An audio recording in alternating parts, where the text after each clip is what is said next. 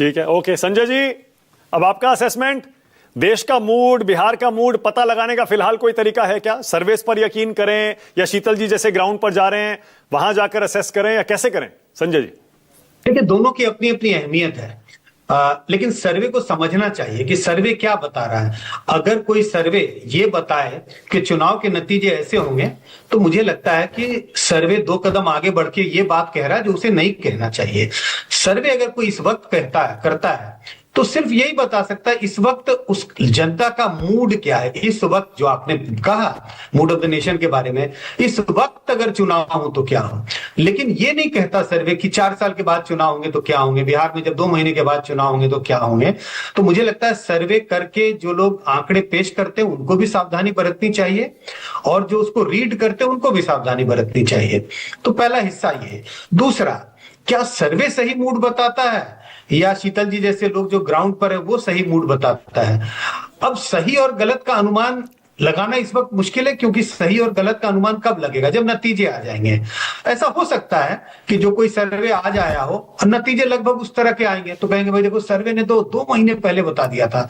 लेकिन ये एक सिर्फ मात्र संयोग हो सकता है, क्योंकि आज जो सर्वे बताएगा वो वही बताएगा जो आज की स्थिति है। या शीतल जी जैसे लोग और तमाम लोग जो फील्ड में हैं, वो जिन बातों का जिक्र कर रहे हैं, कह रहे हैं भाई बेरोजगारी एक बड़ा मुद्दा है, नीतीश कुमार की पॉपुलैरिटी नीचे गिरी है, अगर हम कहें तेजस्वी यादव की पॉपुलैरिटी ऊपर उठी है। तो कई बार सर्वे के जब ये आंकड़े आते हैं उसी के तरह से, तो आपको लगता है हाँ सर्वे इसकी पुष्टि कर रहा है। और कभी कभी हो सकता है सर्वे के आंकड़े उससे कुछ अलग भी बता रहे हो, तब आपको लगने लगता है कई बार कि भरोसा किस पर करें। ये कह पाना बहुत मुश्किल है सटीक कौन होगा। जो लोग ग्राउंड पर हैं, जो वहां से रिपोर्टिंग कर रहे हैं, वो ज्यादा सटीक है या सर्वे ज्यादा सटीक होगा, इस बार इस बात का निर्णय कर पाना तो बहुत मुश्किल है इस बार। बिल्कुल सही है। पर संजय जी, लेकिन जैसे शीतल जी खुद कह रहे हैं, वो कह रहे हैं देखिए भाई पूरे बिहार में बज तो इनकी यात्रा का क्रिएट हो गया, क्योंकि ये लोग यात्रा लेकर निकले हैं, बड़े बड़े नेता आ रहे हैं, भीड़ आ रही है और सोशल मीडिया पर घमासान है, एकदम तहलका मचा हुआ है। लेकिन बीजेपी और एनडीए के कार्यकर्ता जमीन पर चुपचाप काम कर रहे हैं। इसीलिए 2 चीज। अब आपके सवाल में 2 हिस्सा है। बज हो गया, बिल्कुल बज है, बिहार में बज है, दिल्ली तक बज है, बज तो है, नॉइज हो रहा है। अगर मीडिया उसको इतना कवर कर रही है, इतने सोशल मीडिया पर और मतलब मेन लाइन मीडिया पर अगर इतना कुछ उसके बारे में चर्चा है, तो बज तो जरूर है, इसके बारे में कोई शक नहीं है। लेकिन आशुतोष जी जैसा कह रहे थे और ज्यादातर शीतल जी ने जो कहा कि भाई बज है, लेकिन चुनाव जीतना, चुनाव लड़ना, वोटरों को वोट बूथ तक लाना, ये सब एक आजकल एक मैनेजमेंट का हिस्सा है।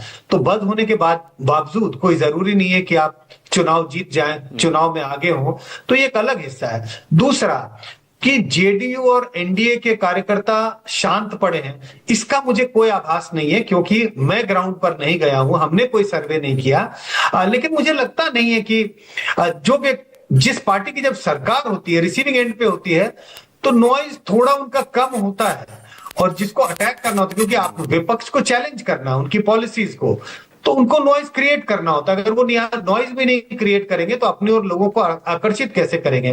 तो इस वक्त अगर आपको नॉइज में अंतर दिखता है कि इंडिया गठबंधन का शोर ज्यादा है और एनडीए का शोर कम है, तो मुझे लगता है उसकी ये वजह साफ दिखाई पड़ती है। ओके। अब संजय जी, क्या आप अपनी राय पर कायम हैं कि एसआईआर, वोट चोरी, ये बिहार में मुद्दा नहीं बनेगा? क्योंकि आपने कुछ दिन पहले कहा था कि आपको ऐसा नहीं लगता कि ये मुद्दा बनेगा, क्योंकि जब चुनाव नजदीक आएगा तब बाकी जमीनी मुद्दे शबाब पर होंगे। मैं पहले भी कह रहा था कि देखिए, जब चुनाव की घोषणा हो जाएगी तो जनता का ध्यान फिर उन मुद्दों पर जाएगा। नेताओं का भी, जो चुनाव लड़ रहे होंगे, वो जब अपनी कंस्टिट्यूएंसी में जाएंगे तो उन मुद्दों का सहारा लेंगे, उन मुद्दों के सहारे जनता के बीच में जाएंगे जो जनता के बीच है। अगर आप किसी गांव मोहल्ले में गए और वहां स्कूल की समस्या, अस्पताल की समस्या है, बिजली के खंभे की समस्या है, और वहां जाकर के आप एसआईआर की बात करेंगे, तो शायद जन नेता का कनेक्ट नहीं होगा। तो मुझे लगता है कि अभी नॉइज है एसआईआर का, लेकिन अगर चुनाव की घोषणा हो गई और चुनाव में जब पार्टियां जाएंगे और उम्मीदवार को जब लगने लगेगा कि शायद इसके सहारे चुनाव जीता नहीं जा सकता, तो ये मुद्दा धीरे धीरे धीरे धीरे नीचे जा सकता है। दूसरी बात, जब वोटर लिस्ट, जो कहते हैं फाइनल वोटर लिस्ट जारी होगा, उसमें अगर बहुत सारे लोगों को त्रुटियां नजर नहीं आएंगी, उनको लगेगा कि मेरा नाम तो है, ऐसा शोर मच रहा था, तब भी इसके कारण भी एसआईआर के शोर के नीचे जाने की गुंजाइश है। मैं बार बार कह रहा हूं, उसकी गुंजाइश मुझे दिखाई पड़ती है। सटीक तौर पे तो कह नहीं सकता कि नहीं बिल्कुल गौण हो जाएगा या फिर एसआईआर का मुद्दे पे ही चुनाव लड़ा जाएगा, लेकिन मुझे लगता है इसकी संभावना है। ठीक है, अब एक चीज और, शीतल जी ने कहा कि वो ऑपरेशन सिंदूर में जो सीज फायर हुआ उसको लेकर लोगों में बड़ा गुस्सा है। आपको लगता है बिहार के चुनाव में ये मुद्दा बन सकता है, ऑपरेशन सिंदूर?